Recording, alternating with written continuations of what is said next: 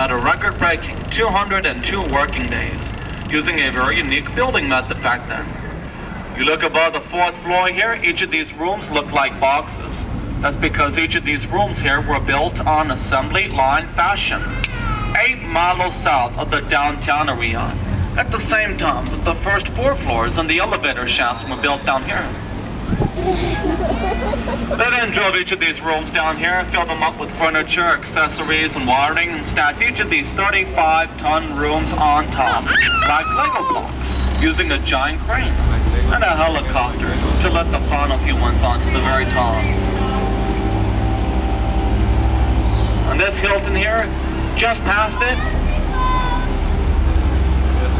is La Vita on this hilltop just ahead of us.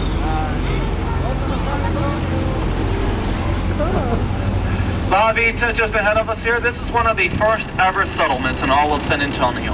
Settled up here in the early 1700s as a neighborhood for families of Spanish soldiers.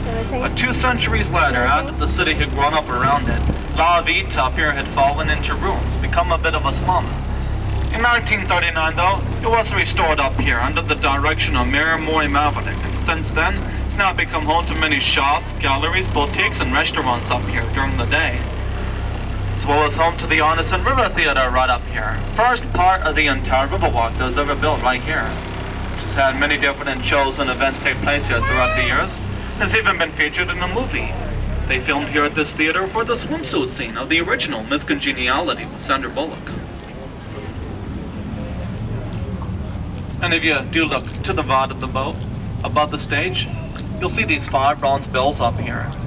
These are the Huckman bells, placed up here on November 1st, 1978, in honor of Robert Harvey Harold Huckman, the architect who designed the entire Riverwalk all around us. Otherwise known as the father of the Riverwalk, this was all his vision right here.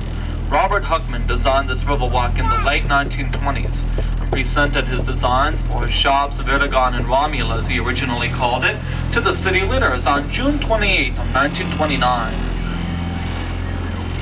When he was just 27 years old, which is pretty impressive when you think about it, since I'm 27 years old and I drive around in circles for a living. Robert Huckman designs a whole Riverwalk right around my age.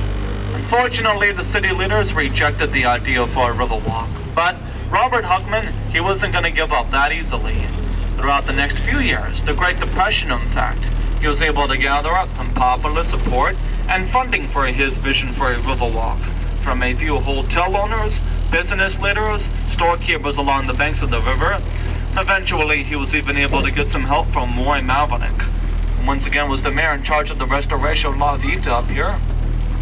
Before he became mayor in 1939, though, he was a U.S. congressman from San Antonio, who was very intrigued by the idea for a Riverwalk in his hometown. So Moy Maverick asked his good friend, President Franklin,